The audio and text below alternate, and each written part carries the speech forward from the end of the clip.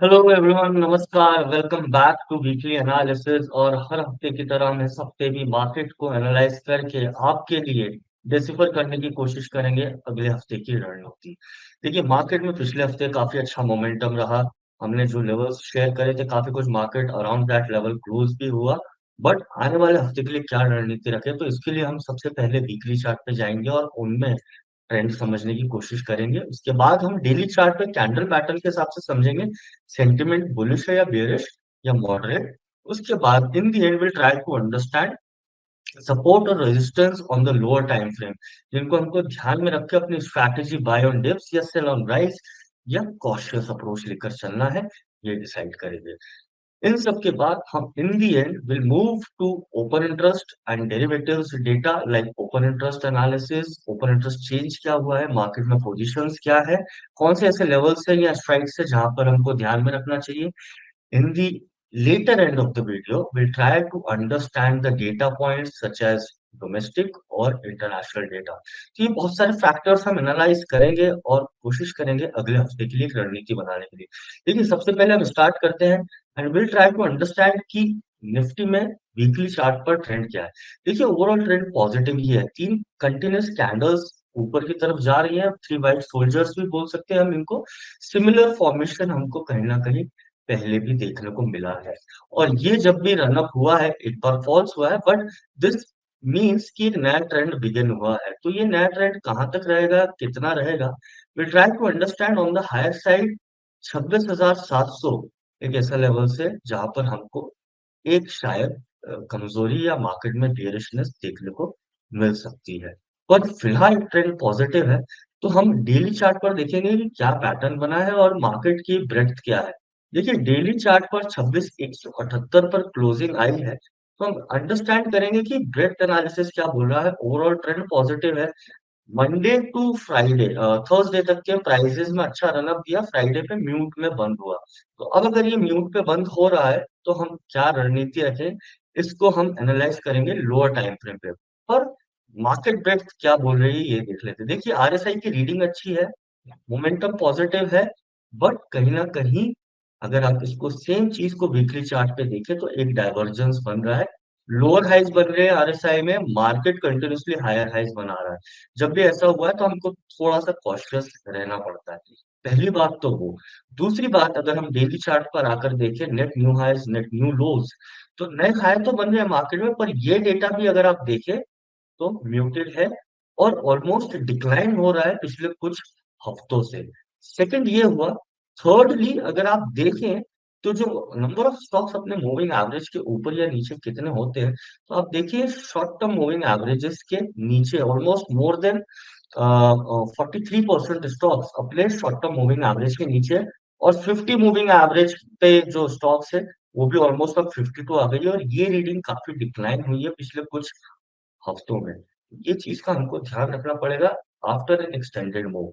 अब ऐसे कौन से सपोर्ट एंड रेजिस्टेंस है जो हमको ध्यान में रखना पड़ेगा। उसके लिए हम आ जाते हैं निफ्टी के फ्यूचर्स के चार्ट पे। और निफ्टी के फ्यूचर्स के चार्ट पे हम 1 आवर के टाइम फ्रेम में अंडरस्टैंड करेंगे कि हमको ऐसी कौन सी चीजें हैं जो ध्यान में रखनी है।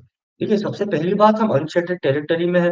तो मार्केट में हमने सिंपल सा एक फिब एक्सटेंशन टूल लगाया। हमने देखा कि इस पर्टिकुलर जो मूव के बाद एक करेक्शन आया था, मार्केट उसका कहां तक एक्सटेंड करेगा।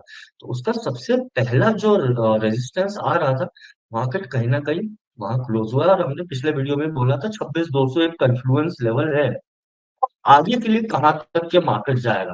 तो 26,200 के ऊपर अगर क्लोज हुआ है तो resistance on the higher side 26,727 का बनता है पहला रेजिस्टेंस। और दूसरा रेजिस्टेंस बनता है 26,939 पर। क्या करंट लेवल्स पे हमको निवेश करना चाहिए या बाय की स्ट्रैटेजी। देखिए, हमने दो सपोर्ट आइडेंटिफाई करे और आपको उनको ध्यान में रखना है।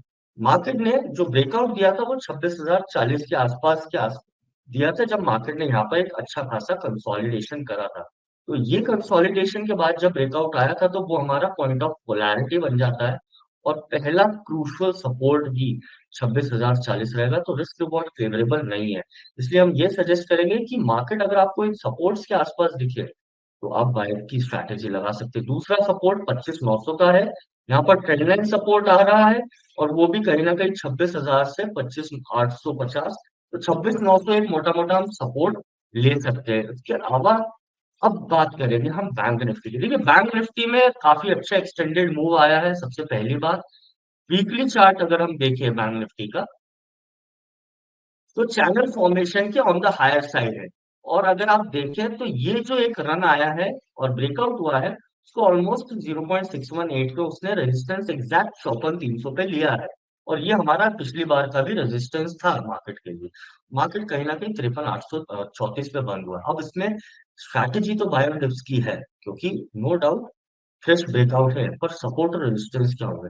डेली चार्ट में अगर हम आकर देखें, तो डेली चार्ट में काफी कुछ एक बड़ी रेंज हमको देखने को मिलती है, क्योंकि जो आज का प्राइस एक्शन था फ्राइडे का, उसकी हमने जो गिरावट देखी उसने पूरे लास्ट 4 या 5 दिन के प्राइस एक्शन को एंगल्फ करा है। तो ब्लेंडिंग ऑफ कैंडल्स एनालिसिस हम करें, तो ये बियरिश एंगल्फिंग हो जाता है। अब बियरिश एंगल्फिंग हुआ है, तो रणनीति क्या करें, इसके लिए हम आ जाते हैं बैंक निफ्टी के फ्यूचर्स के चार्ट पे। देखिए फ्यूचर्स का चार्ट एक अपवर्ड चैनल फॉरवर्ड फॉलो कर रहा था, उसकी कहीं ना कहीं on the lower side closing दी है। पर फिर भी इस एक्सटेंशन के हिसाब से हमने सपोर्ट आइडेंटिफाई करा है। ऑन द डाउन साइड 53,200 है पहला सपोर्ट। यहाँ से ऑलमोस्ट बैंक निफ्टी के फ्यूचर्स के लेवल के हिसाब से 53,200 ऑन द लोअर साइड जो इसका ब्रेकआउट पॉइंट था। उसके पहले अगर कोई सपोर्ट बनता है तो वो 53,956 का है। तो ये जो सपोर्ट है 53,200, और उसके बाद 53,950। देखिए 53,950 अगर टूटता है, तो हम फिर मार्केट में 53,200 का लेवल देख सकते हैं। और होना भी चाहिए, एक healthy correction upward bullish market के लिए अच्छा संकेत होता है।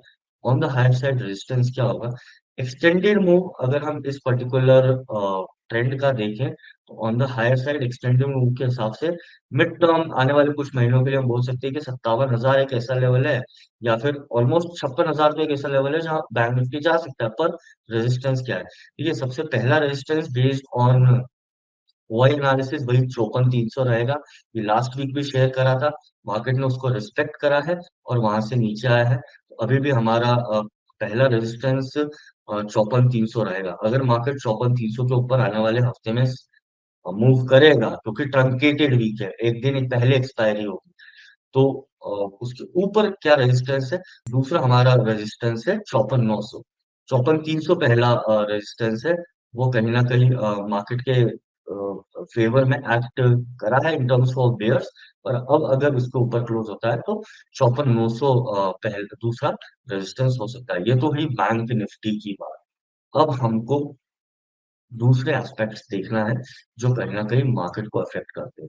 रणनीति हमारी बाय ऑन डिप्स की है, पर मैं ये सजेस्ट करूंगा आप डिप्स का इंतजार करें। अब बात आती है F I I D I, और एक ही ट्रेडिंग डे बाकी है, तो हमको पूरे एक मंथ का भी एक मिल जाएगा एस्पेक्ट की अमूमन पोजीशंस क्या रहेगी। देखिए कैश मार्केट में एफ आई आई की पोजीशन नेट पॉजिटिव ही है। डेटा काफी सरप्राइजिंगली पॉजिटिव है, 23,612 करोड़ के आसपास। डीआईएस ऑब्वियसली पॉजिटिव रहे 17,324 करोड़ के साथ। और मोमेंटम ऑब्वियसली जब मार्केट में बनता है, तो कैश में हम देखते हैं कि एफआईआई का डेटा पॉजिटिव रहता है। पर इंडेक्स ऑप्शंस में हम देख रहे हैं कि एफआईआई इंडेक्स ऑप्शन में नेगेटिव है, ऑब्वियसली 73,834। तो पोजीशंस प्रोबेबली हेज्ड है अच्छी खासी। और नेट परचेज इंडेक्स फ्यूचर्स का उनका बुलिश बायस है। 6814 करोड़, 6814 करोड़ के आसपास वो नंबर आता है। तो ये तो हुई एफआईआई की बात, और एक ट्रेडिंग डे बाकी रहेगा, तो हमको पूरे मंथ का भी एक नंबर मिल जाएगा। पर मोटा मोटा they have been net positive for the entire month. ऐसा कौन सा नंबर है जो और अब हमको ध्यान में रखना चाहिए इन टर्म्स ऑफ सेक्टर्स।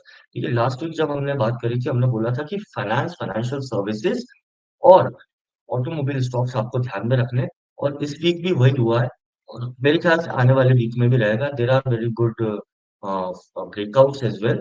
तो अगर आप देखें, तो सबसे इम्पोर्टेंट यहाँ पर एक सेक्टर निकल कर आया है, ऑब्वियसली सिक्लिकल ऑटोमोबाइल सेक्टर। और ये पॉजिटिव रहेगा आने वाले कुछ हफ्तों तक, क्योंकि इसमें जो पोजिशंस या बिल्डअप अगर वो देखिए आप, तो वो भी काफी कुछ इंडिकेट कर रहा है कि ये लीड करेगा। ये वीकली चेंज का डेटा है, फार्मा के अगर आप देखें तो एक साइडवेज था, उसमें मोमेंटम वापस से बना है और 2 से 3 हफ्ते के एक करेक्शन के बाद फार्मा में तेजी देखने को मिली है।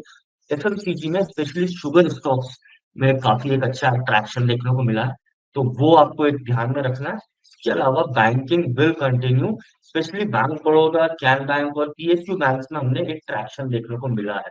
तो शायद जो रोटेशन पिछले हफ्ते तक प्राइवेट बैंक में था, वो इस हफ्ते अब हमको पब्लिक सेक्टर बैंक्स में देखने को मिला। ओपन इंटरेस्ट के हिसाब से देखिए, निफ्टी फ्यूचर्स की क्लोजिंग है 26,347 और ओपन इंटरेस्ट के हिसाब से कहाँ पर पोजीशंस हैं। देखिए, सबसे पहली तो एक इम्पोर्टेंट बात ये बन जाती है कि जब क्लोजिंग हमारी 26,347 के पास है, तो कॉल्स और पुट्स में सबसे ज्यादा पोजीशन कहाँ बनी है। अगर आप देखें तो कॉल साइड में सबसे ज्यादा 26,500 एक ऐसा लेवल है जहां पर हमने ओआई का चेंज देखा है। और जब अगर ओआई का बिल्डअप है तो वो तो एट द मनी पे रहेगा ऑब्वियसली। और उसके बाद 26,300, तो ये 26,300 का एक ऐसा हर्डल है जो मेरे ख्याल से निफ्टी को ब्रेक करना पड़ेगा। उसके बाद हम ऑन द हायर साइड 26,500 देख सकते हैं। ऑन द लोअर साइड जो सबसे इंपॉर्टेंट सपोर्ट है, पुट्स जो इंडिकेट कर रहा है, वो है 26,000। और सबसे ड्रास्टिक चेंज जो आया है, वो इसी में आया है। ऑलमोस्ट 2,51,809 का एक हमने चेंज देखा है। आई थिंक 26,000 एक लाइन इन द सैंड है करंट मूव के लिए। तो हमारा सपोर्ट भी हमने देखा 26,040 आ रहा है और उसके नीचे 25,900। तो बैंक निफ्टी की स्ट्रैटेजी में 26,000 एक बहुत इंपॉर्टेंट सपोर्ट है।